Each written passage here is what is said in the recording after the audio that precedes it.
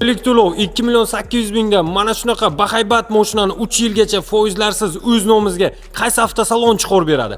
Bor bitta shunaqasidan Haval Navoiyda katta aksiya. Xuddi shunaqa yo'l tanlanmas inomarkalarni Haval Navoiy avtosalonidan bugundan boshlab 48 oy muddatida foizlarsiz o'z nomingizga xarid qilishingiz mumkin. Qanaqa qilib deysizmi?